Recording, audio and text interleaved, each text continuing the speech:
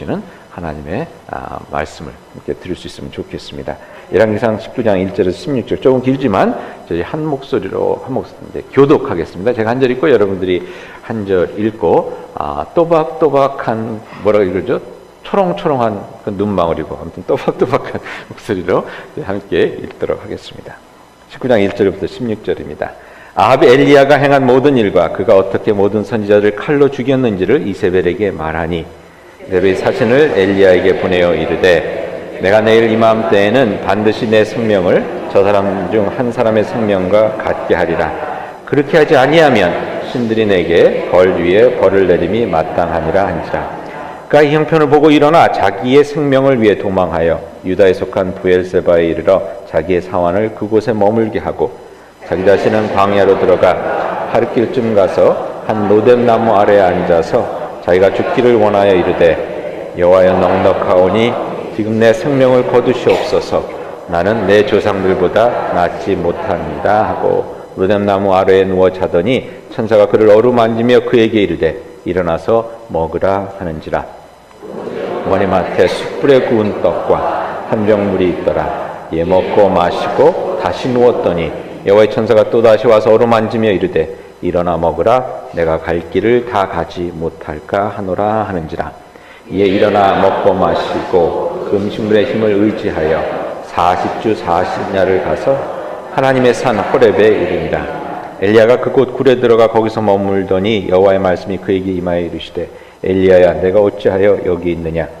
그가 대답하되 내가 만군의 하나님 여호와께 열심히 유별하오니 이는 이스라엘 자손이 주의 언약을 버리고 주의 제단을 헐며 칼로 주의 선지자들을 죽였음이오며 오직 나만 남았거늘 그들이 내 생명을 찾아 빼앗으려 하나이다. 여호와께서 이르시되 너는 나가서 여호와 앞에서 산에 서라 하시더니 여호와께서 지나가시는데 여호와 앞에 크고 강한 바람이 산을 가르고 바위를 부수나 바람 가운데 여호와께서 계시지 아니하며 바람 후에 지진이 있으니 지진 가운데서도 여호와께서 계시지 아니하며 또 지진 후에 불이 있으니 불 가운데에도 여호와께서 계시지 아니하더니 불 후에 세미한 소리가 있는지라. 엘리야가 듣고 겉옷을 얼굴로 가리고 나가 그 어귀의 섬에 소리가 그에게 임하여 이르시되 여호와 엘리야야 내가 어찌하여 여기 있느냐. 대답하여 만군의 하나님 여호와께 열심히 유별하오니 이는 이스라엘 자손이 주의 언약을 버리고 주의 제단을 헐며 칼로 주의 선지자들을 죽였음이오며 오직 나만 남았거늘 그들이 내 생명을 찾아 빼앗으려 하나이다. 여호와께서 그에게 이르시되 너는 내 길을 돌이켜 광야를 통하여 다메섹에 가서 이르거든 하사엘에게 기름을 부어 아람의 왕이 되게 하고 너는 또 이스라엘 왕이 되게 하고 또 아벨 부홀라 사밧의 아들 엘리사에게 기름을 부어 너를 대신하여 선지자가 되게 하라. 이 말씀은 하나님의 말씀입니다. 역시 하나님께 감사드립니다. 같이 기도하시겠습니다. 하나님의 말씀을 감사함으로 받았습니다. 이 말씀을 나눌 때 주의 성령이 저희 가운데 함께 하셔서 풍성한 은혜로 저에게 채워주시옵소서. 예수님의 이름으로 기도하옵나이다. 아멘. 말씀드린 대로 앞으로 6주간 행복한 삶이라는 주제로 말씀을 나눌까 합니다. 행복한 삶. 사실 신학적으로 이제 얘기를 하면 풍성한 삶이 되겠습니다. 요한복음 10장 10절에 보면 예수님께서 이렇게 말씀하셨습니다. 내가 온 것은 양으로 생명을 얻게 하고 더 풍성히 얻게 하려 함이라. 이 말씀을 어떻게 이해를 하냐면요. 예수님을 통해서 저희들이 영원한 생명을 받았지만 이 땅에서 사는 것도 그 영원한 생명의 시작점이 벌써부터 시작됐기 때문에 이 땅에서 저희들이 풍요로운 삶을 살게 된다는 것입니다. 풍성한 삶, 풍요로운 삶이라고 하면 조금 고개를 갸우팅하게 되죠. 저희들이 잘 안 쓰는 말이니까. 그래서 행복한 삶이라는 표현을 한번 써볼까 합니다. 행복이라는 것은 사실 모든 사람들이 다 원하는 거죠. 근데 행복이라는 게 또 이렇게 잘 잡히지 않는 겁니다. 특별히 세상이 얘기하는 이런 얄팍한 행복이 아니라 진정 하나님의 은혜 가운데 받게 되는 이 풍성한 삶, 이 행복은 참 저희들이 어느 때는 참 경험하기가 쉽지가 않은 것 같습니다. 근데 여러분, 저희 그렇기 때문에 사실 뭐 6주 동안 이 얘기를 한다고 해서 금방 모든 사람이 다 행복해지는 것은 아니겠지만, 그래서 제가 보니까 이 조금씩 행복해지는 법을 배워가면서 하나님의 은혜를 조금 더 누리게 되는 것 같습니다. 그래서 바라기는 이번 기회에 삶의 1%만이라도 바꿔보겠다는 마음으로 말씀을 듣는 가운데서 여러분이 한 발짝 더 하나님께서 저에게 주시고자 원하시는 그 은혜의 자리로 나아가실 수 있기를 바랍니다. 들으시면서 많은 내용을 나눌 텐데요. 그걸 여러분 뭐 다 지키려고 하시려면 오히려 더 지키려고 하다 보면 불행해질 수 있으니까 하지 말고 듣다 내가 저건 필요한 거다 하는 것들 한두 가지씩만이라도 꼭 붙잡고 한번 그 말씀 가운데 하나님께서 주시고자 하시는 복을 누릴 수 있기를 바랍니다. 오늘은 먼저 행복한 삶의 기본이 되는 세 가지를 한번 같이 나눠보겠는데요. 행복이라는 것이 결국 잘 사는 거 아니겠습니까? 그러니까 우리들이 잘 살기 위해서 잘 해야 되는 그 세 가지가 있습니다. 이게 뭐냐면 첫 번째, 여러분 삶의 가장 기본이 되는 겁니다. 저희 살기 위해서 가장 기본이 되는 게 뭔가요? 네? 잘 먹는 거죠. 네, 잘 먹지 않고 어떻게 살 수가 있겠습니까? 어쨌거나 먹어야 되니까. 근데 잘 먹어야 되고요. 또 저희가 하지 않으면 살 수 없는 것이 있습니다. 아무리 하기 싫어도 이거를 하지 않으면 살 수 없는 게 있는데 뭐냐면 잘 먹는 것과 함께 자야 됩니다. 네. 잠을 안 자고서는 어떻게 살 수가 있겠습니까? 그러니까 행복의 기본은 뭐냐면요. 잘 먹고 잘 자는 거. 이것만 해도 반은 되는 건데 이제 어떻게 하면 잘 자는 것이냐, 무엇이 잘 먹는 것이냐 하는 이야기를 잠깐 나눠보고요. 또 저희들이 거기서 더욱더 깊게 들어가려면 하나님의 말씀을 잘 들어야 하는 그러한 면이 있습니다. 그러니까 잘 먹고 잘 자고 잘 듣고가 오늘의 이야기입니다. 네, 다 들었다고 생각하시는 분은 헌금만 내시고 가셔도 되겠습니다.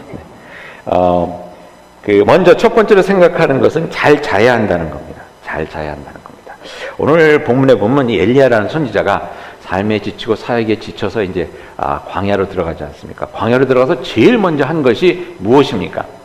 철야기도를 했습니까? 하나님께 울부짖었습니까? 성경에 보니까 뭐라고 되냐면 잤다고 나와 있습니다. 잤다고 나와 있습니다. 여러분이 저희들이 삶에서 자는 게 참 중요합니다. 근데 생각해 보면요, 이 좀 당연한 것이 하나님께서 저희의 삶을 만드실 때 삶의 3분의 1을 뭐를 하도록 만드셨죠?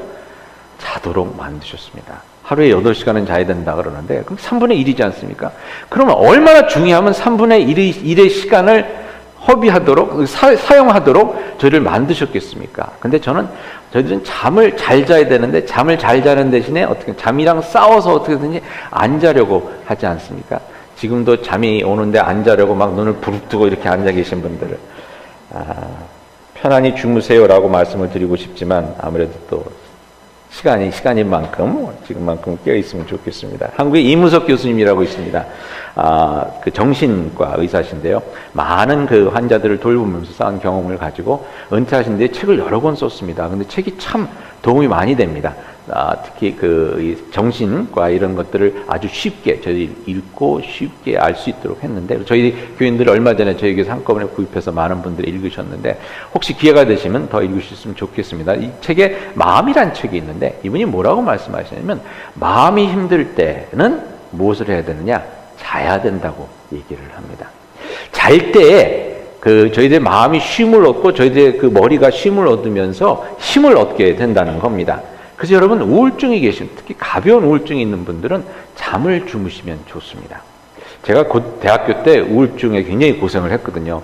아무튼 우울증 때문에 학교도 1년 이제 못 다니고 머리도 그때 다 빠지고 이제 이랬습니다. 근데 그래서 제가 우울증에는 조금 제가 아는 게 있습니다. 근데 지금은 우울증은 없어졌는데 가끔가다 이제 일이 힘들고 이럴 때나 그럴 때 이제 우울증이 딱 오는 것 같다 그런 느낌이 오면 저는 그냥 잠을 자버립니다. 근데 잠을 자고 나면 이 마음이 참 개운해집니다. 여러분 수면 중에는 보니까 이 공부도 말이죠. 이 잠을 잘 때 머리도 좋아진다고 그럽니다. 그래서 어떤 그 교수가 얘기를 하기를 시험 공부할 때 시험생들이 얘기할 때 공부를 한 다음에 꼭 자라고 그럽니다. 자고 시험을 보러 가라고 그래요. 왜냐하면 자는 동안에 이 머릿속에서 이 그동안 입력됐던 이 정보들이 다 이렇게 정리가 된다는 겁니다. 그래서 자고 일어나서 시험 봤을 때 잘 보게 되는 경우가 많이 있습니다. 그리고 또 여러분 잘 때 어린아이들 조그만 아이들 뭐라고 그래요? 잠을 많이 자는 아들한테 뭐라고 그럽니까? 아, 키 크겠다 그렇게 얘기를 하지 않습니까? 잘 때 이 성장 호르몬이 나온다 그러죠. 잠을 많이 잘 때, 어렸을 때 이 성장 호르몬이 나와서 키가 커진다 그럽니다. 그러니까 어렸을 때부터 막 그냥 기를 쓰고 안 자려고 그러고 놀려고 하는 애들 보면 나중에 다 키가 조그맣게 이렇게 되는데, 잠을 많이 재워야 되는데, 저희도 말이죠. 잘 때 성장 호르몬이 나오니까 저희들이 힘을 얻을 수 있는 그 기운이 저희들 가운데 생기게 된다는 것입니다. 역사 속에 보면 이제 큰 몇 가지 사건이 있었는데요. 1986년에 체르노빌에서 핵 그 발전소가 잘못돼갖고 아주 그 지역이 완전히 초토화, 지금도 아직까지 사람이 못 들어가서 사는 그러한 사건이 있었고요. 또 1989년에 그 원유를 싣고 가던 그 엑산 벨더즈란 그 탱커가 사고가 나서 아주 그 지역에 특별히 동물들이, 해상 동물들이 많이 살고 있는데 아주 큰 피해를 입힌 적이 있었고, 여러분 기억하시겠지만 또 1986년에 챌린저호가 이렇게 발사가 되자마자 폭파가 돼서 거기 탔던 아주 귀한 인재들이 다 죽게 되는. 근데 이런 사건들의 공통점이 뭐냐면, 그 작업 시간 계속해서 일을 막 어떻게 하기 위해서 막 지속적으로 일하는 가운데 수면 부족으로 인해서 사람의 실수가 있어서 생긴 사고들이라고 합니다. 차 사고 중에도 30%가 졸음운전으로 인해서 생긴다고 합니다. 그러니까 여러분 푹 자는 것이 진짜 필요합니다. 시편 127편에 이렇게 말씀하죠. 너희가 여호와께서 집을 세우지 아니하시면 세우는 자의 수고가 헛되고, 여호와께서 성을 지키지 아니하시면 파수꾼의 경성함이 헛서로다. 그러므로 너희가 일찍 일어나고 늦게 누우며 수고의 떡을 먹음이 다 헛되도다. 그러므로 여호와께서 잘 들으시기 바랍니다. 그의 사랑하는 자에게는 잠을 주시는 도다.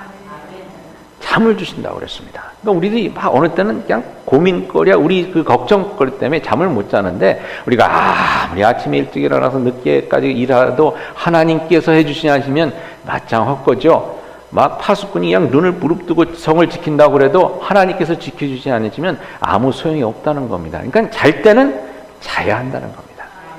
여러분 잘 주무실 수 있는 여러분들이 되시기를 바랍니다. 물론 잠은 말이죠, 많이 잔다고 해서 좋은 건 아닙니다. 잠언서에 보면 이렇게 나와 있습니다. 잠언서 6장 9절에 보니 게으른 자여 내가 어느 때까지 누워 있겠느냐, 내가 어느 때에 잠이 깨어 일어나겠느냐, 좀 더 자자, 좀 더 졸자, 손을 모으고 좀 더 누워 있자 하면 내 빈궁이 강도같이 내 궁핍이 군사같이 이르리라. 무조건 막 그냥 뭐 퍼지게 잔다고 해서 이게 대수가 아니라 잘 자야 한다는 것입니다. 그러니까 잠의 질이 좋아야 한다는 것입니다. 삶을 사는 데 있어서 여러분, 저희 삶을 사는 방법이 두 가지로 나눌 수가 있는데요. 반동적인 삶을 사는 사람이 있습니다. 영어로는 reactive라고 합니다. 그러니까 무슨 일이 일어나는 거에 대한 대응으로 이렇게 일종의 소있고 외약간 고치기 식이죠. 무슨 사건이라면 거기에 대한 반응으로 이렇게 사는 사람이 있고, 능동적인 proactive하게 사는 사람이 있습니다. 그 일이 일어나기 전에 미리 준비해서 거기에 대한 대책을 세우고 사는 사람들입니다.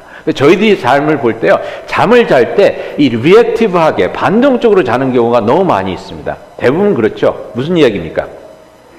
피곤하니까, 그냥 일하고 피곤하니까 자는 겁니다. 일하고 피곤하니까. 예? 아무튼 눈을 뜰 수 있는 데까지 비디오 보다가 이제 피곤하니까 할 수 없이 이제 자는 것이 이제 겁니다. 근데 성경에 보면 능동적으로 잠을 자는 것이 성서적인 것을 저희들이 알 수 있습니다. 뭐냐면 일을 해서 피곤해서 자는 것이 아니라 일을 잘하기 위해서 미리 자두는 겁니다. 이건 여러분 하나님께서 세상을 만드실 때부터 그 진리가 나와 있는데요. 하나님께서 인간을 만드신 다음에 인간이 제일 먼저 한 일이 무엇이죠? 몇 번 말씀드렸는데 쉬는 거였습니다. 그러니까 일하기 위해서 쉬는 겁니다. 먼저 6일째 하나님께서 인간을 만드시고 7일째 쉬고 그 다음 6일을 일하게 하셨습니다.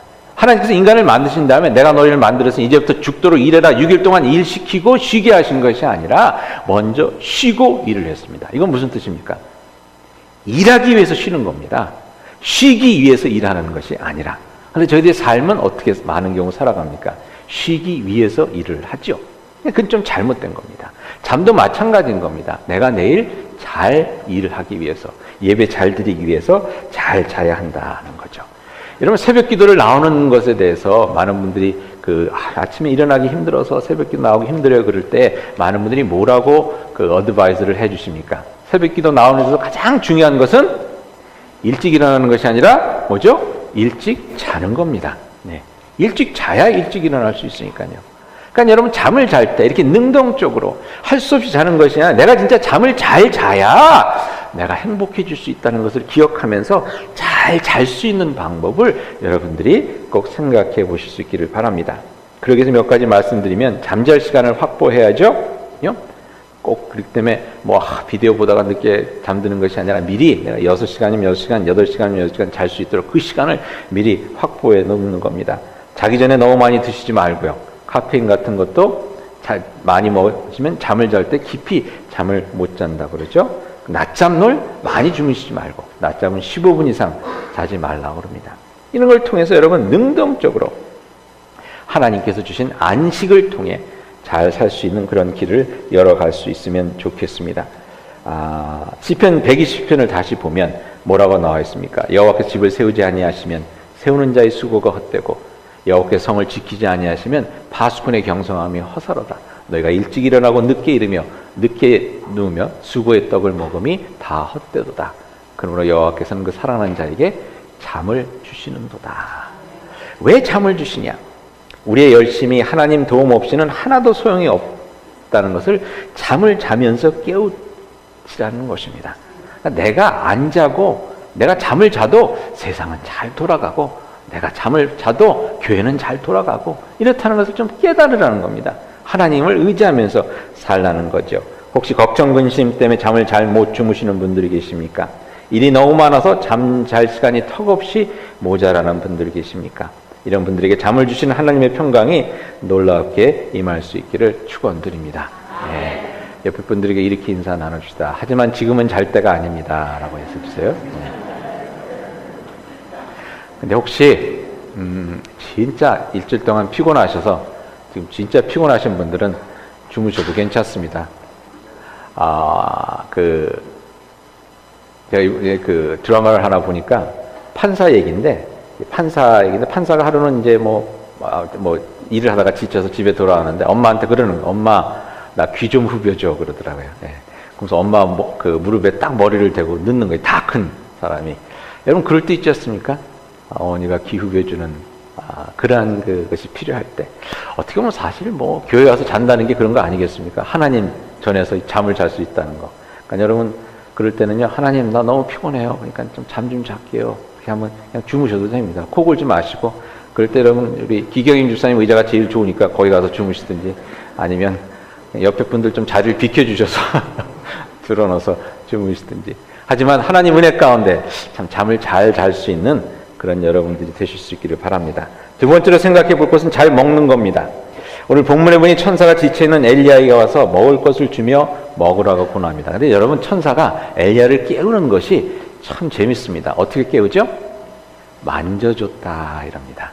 우리 사람을 깨울 때 어떻게 깨웁니까? 수양회 가면 애들이 안 일어나니까 그냥 냄비 뚜껑 어디서 구해다가 그냥 막 치면서 그 다음에 스피커 사이렌 막 울려가면서 깨우는데 한 번은 어떤 목사님이 수양회 강사님인데 그럼 애들 그렇게 깨우지 마세요 그러더라고요. 잠이 얼마나 중요한데. 그래서 뭐라 그러냐면 여기가 굉장히 센시티브하대요. 이 부분이. 그래서 여기를 살짝 건드려주면 이렇게 잠이 이렇게 깬다는 거예요. 그러니까 여기 가서 얘야 깨라 이러면서 이제 깨우시더라고요. 근데 천사가 그렇게 깨운 겁니다. 엘리야야 너 지금 여기서 뭐하냐 이게 아니라 엘리야야 이렇게 깨워주신 겁니다. 여러분 그러니까 설교 시간에 조는 분들 팍 이러면 꼬집거나 이러지 마시고 지금 설교 시간이에요 이렇게 깨워주시면 좋겠습니다. 근데 그렇게 깨운 다음에 무엇을 합니까? 먹을 것을 줍니다. 오늘 말씀이니까 상을 차려놨다고 이렇게 되어 있습니다. 아까도 말씀드렸지만 사는 데 있어서 자는 것, 먹는 것 이게 참 중요합니다. 전도서에 보니까 이런 말씀이 나와 있습니다. 10장 17절에 보니까 왕은 귀족들의 아들이요 대신들은 취하지 아니하고 기력을 보하려고 정한 때에 먹는 나라여 내게 복이 있도다. 무슨 얘기입니까? 이 나라가 있는데 이 복된 나라라는 거예요. 근데 그 복된 나라가 왜 복이 있느냐? 왕과 대신이 하루 세끼 제때 챙겨 먹어서 복이 있다는 겁니다. 하루 세끼 제때 챙겨 먹어서. 여러분 하루 세끼 제때 챙겨 먹는 게 중요하다는 거예요. 그러므로 해서 우리가 건강해지고 왕과 대신들이 건강하니까 나라가 제대로 돌아간다는 거죠. 여러분 세 끼만 잘 챙겨 먹어도 행복해진다는 겁니다. 잘 자고 하루 세끼 잘 챙겨 먹을 수 있는 여러분들이 되실 수 있기를 바랍니다. 여러분 잠언서 15장 15절에 보니까 이렇게 나와 있습니다. 고난받는 자는 그날이 다 험악하나 마음이 즐거운 자는 항상 잔치하느니라. 항상 먹을 걸 가지고 이렇게 꽉 풀어놓고 항상 잔치를 한다는 겁니다. 여기서 중요한 게 뭐냐면요, 여러분 먹는 거가 그냥 쑤셔 넣는 것이 아니라 함께 나누면서 먹는 거, 이게 중요하다는 거죠. 많은 분들이 저한테 이렇게 말씀하십니다. 목회가 얼마나 힘드세요? 근데 물론 목회가 힘들죠. 근데 목회가 그래도 힘들어도 해볼 만한 게 목회가 먹회가 되기 때문에 이 은혜가 됩니다. 어느 때는 그런 얘기 하죠. 목회가 아니라 먹회라고 그럽니다. 하도 먹는 게 많아서. 근데 여러분 함께 저희가 저희 아내랑 이제 주일날 모든 사이 끝나고 집에 돌아갈 때 그런 얘기를 가끔 할 때가 있습니다. 오늘만 같으면 좋겠다. 근데 오늘만 같은 때가 어느 때가 가만히 보니까요, 신방을 가서 잘 먹고 오거나 어느 목장 모임에 갔더니 잘 먹고 이렇게 왔을 때 참 기분이 좋더라고요. 근데 그때를 가만히 생각해 보면요, 음식이 좋아서뿐만 아니라 같이 음식을 나눈 사람들이 좋아서. 여러분 그런 경우 있으세요? 저는 아직까지 그런 경우는 없는데 그런 경우가 있을 것 같아요. 아주 음식을 잘 챙겨놔서 아주 열심히 막 먹고 왔는데 하도 그 자리가 불편해서 집에 와서 막 속이 쓰리고 그래서 다 토해내고 뭐 이런 경우 있지 않겠습니까? 근데 저는 아직 그런 경험은 없었어요. 같이 먹는 사람들이 늘 감사하고 행복한 사람이에요. 근데 여러분 같이 즐겨서 이렇게 같이 먹을 수 있다는 거, 이것처럼 이 복된 것이 없습니다. 그것이 잘 먹는 겁니다.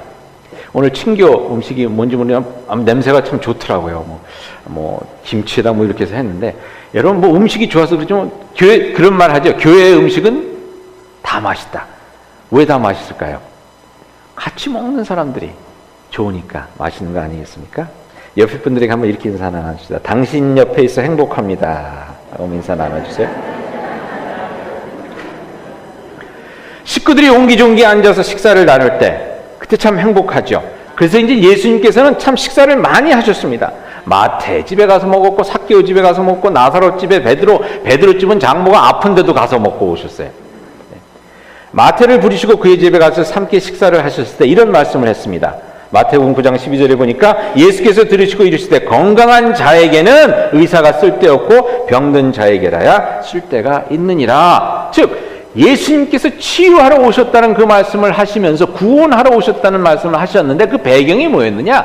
같이 먹는 자리였습니다. 예배 드리는 자리가 아니라 같이 먹는 자리였습니다. 여러분 그렇게 무엇을 어떻게 먹느냐 중요합니다. 잘 먹을 때 그 안에서 구원의 역사, 치유의 역사, 회복의 역사가 일어나게 되는 것입니다. 그럼 어떻게 잘 먹느냐?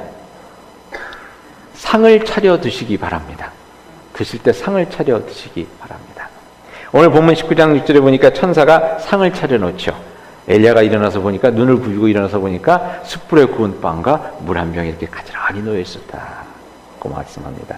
요한복음 21장에 보면 예수님의 제자들이 부활하신 예수님을 잊고 우리 고기나 다시 잡으러 가자라고 옛날 삶으로 돌아갔을 때 예수님께서 그들을 다시 부르십니다. 그래서 그들이 배를 타고 있다가 다시 바닷가로 와서 배에서 내리고 보니 21장 9절에 이렇게 나와 있죠. 육지에 올라와 보니 숯불이 있는데 그 위에 생선이 놓였고 떡도 있더라. 제자들을 다시 부르실 때 상을 차려 놓으신 겁니다. 시편 23편에 뭐라고 되어 있습니까? 주께서 내 원수의 목전에서 내게 상을 차려 주시고. 여러분 상을 차린다는 것은 무엇을 의미합니까? 음식을 정성으로 준비한다는 것입니다. 음식은 정성으로 준비해서 드시고 나누셔야 합니다. 대충 바빠서 그냥 걸어다니면서 먹고, 여러분 저희 몸이 하나님의 성전이라고 그러지 않았습니까? 그냥 우겨넣는 것이 아니라, 어떤 책에 보니까 이번에 권사님들이랑 같이 읽은 책이 있었는데 거기 뭐라고 보니까 그냥 그렇게 먹는 것은 밥을 먹는 게 아니라 사료를 주는 거다, 이렇게 얘기해요. 사료. 네. 가만히 생각해보면 너무 말이 되는 것 같아요. 여러분 돼지에게 사료 줘갖고 이 정도 살찌면 잡아먹어야지 하듯이 그냥 우리 몸에 우겨 넣는다는 겁니다. 젖소에게 사료를 줘서 젖이나 많이 뺏어내야지 하는 그런 음식이 아니라, 진짜 하나님의 전에 하나님 앞에 제사상을 차리듯 그 정성으로 차려서 드실 수 있어야 한다는 것입니다. 제가 아는 어느 목사님이 혼자 사는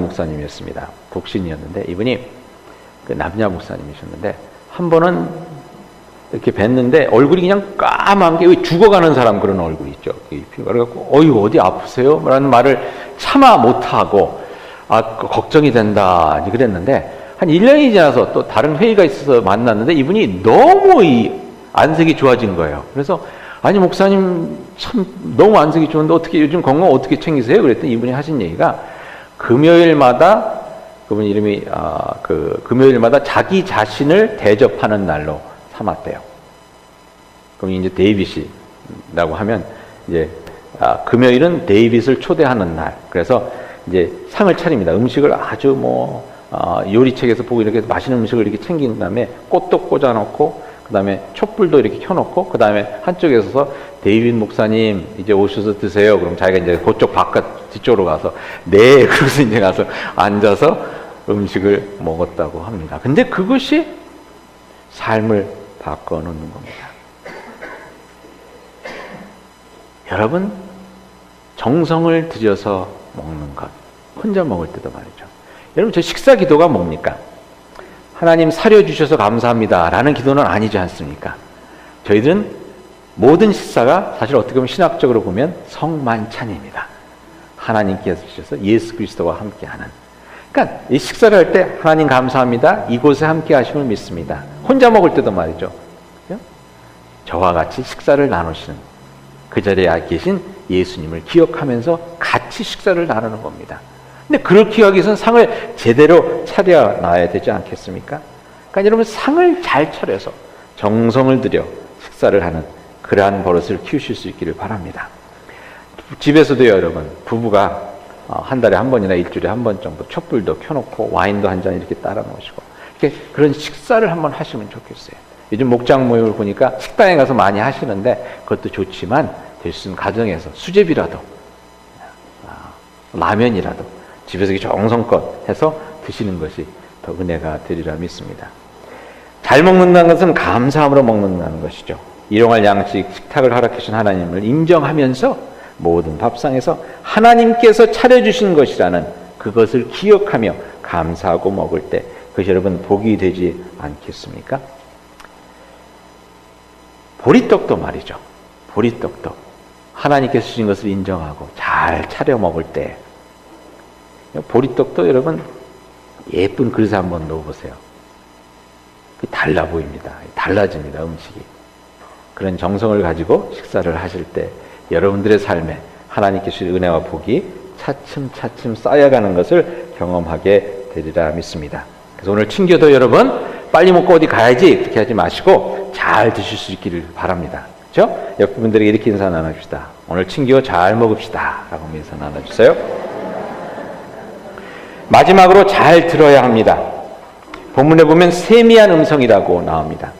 푹 자고 천사가 차려준 식사를 잘하고 엘리야가 오늘 말씀 보니까 40냐 40주를 갔다 그랬습니다. 아니 푹 자고 한 끼 차려준 음식을 먹으니까 40일 낮과 밤을 그냥 걸어갈 수가 있었다는 겁니다. 그러고 나서 하나님의 산 호렙산에 도착을 합니다. 거기서 하나님께서 말씀을 해주시는데 재밌는 표현이 세미한 음성 가운데 임하셨다 그럽니다.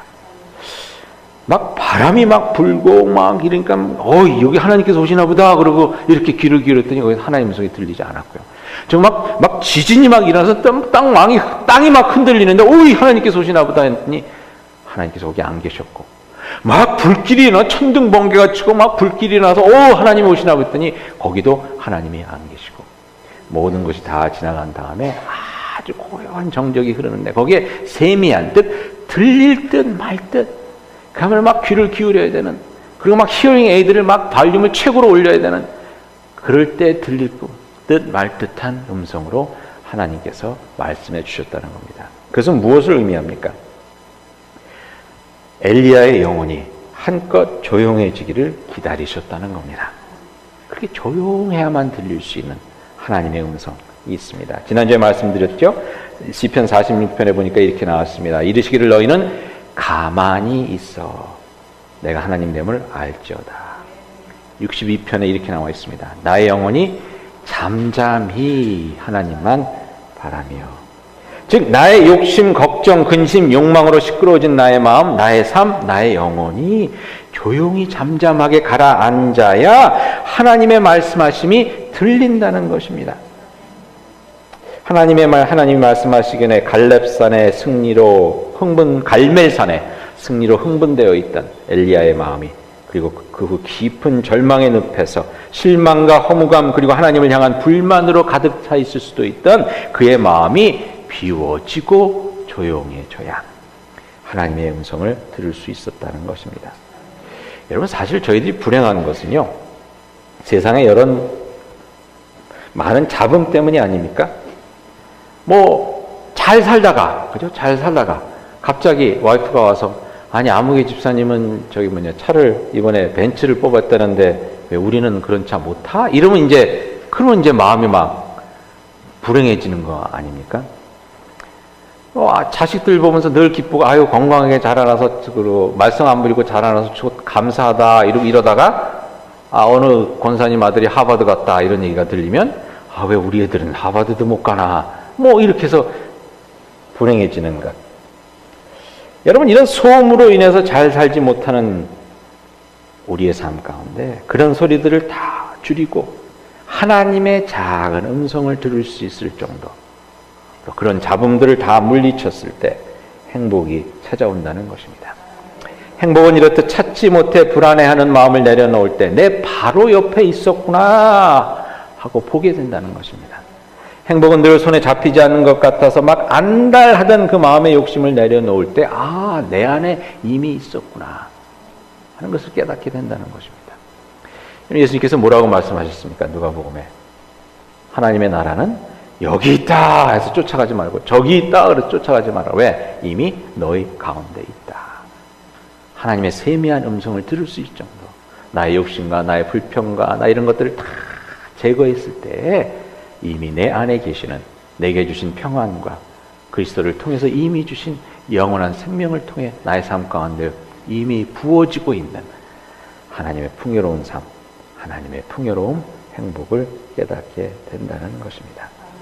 성경에 나오는 인물들은 엘리야와 같이 하나님 앞에 홀로 서서 하나님의 음성을 듣는 경험을 했습니다. 아브라함도 하나님께서 밤에 혼자 불러내셔서 하늘의 별을 보여주시면서 이게 내가 너에게 주려고 하는 복이다 라고 말씀하시지 않으셨습니까? 야복강가의 야곱도, 떨기나무 앞에 모세도, 성전 안에서 하나님 음성을 들은 이사야도, 예수님도 광야에서 40일간 홀로 계시면서 또한 그 공생애를 통해서 늘 이른 아침 하나님과 조용한 시간을 보내시는 것으로 복음서는 기록하고 있습니다. 조용히 잠잠하게 하나님의 말씀을 듣는 것, 그러므로 말미암아 나의 삶 속에서 이미 역사하고 계시는 하나님의 음성을 다시 듣고 그 모습을 다시 보게 될 때 저 영혼이 쉼을 얻고 나의 삶이 새롭게 빚어지며 나의 갈 길이 보이게 될 뿐 아니라 새롭게 일어서서 뛰어갈 수 있는 힘을 얻게 되는 것입니다. 오늘 본문에 보면 엘리야가 세미한 음성을 듣고 그냥 일어나갖고 하나님께서 막 명하신 대로 왕을 세우고 막 자기 후계자를 세우는 그런 일을 감당하는 것을 보게 됩니다. 여러분, 한번 조용히 자신에게 이렇게 말씀해 주시기 바랍니다. 한번 따라해 보시면 좋을 것 같은데요. 나의 영혼아, 잠잠히 하나님만 바라라. 그의 구원이 그에게서 나오는도다. 혹시 여러분 가운데 걱정, 근심으로 인해서 밤잠을 설치는 분이 계십니까?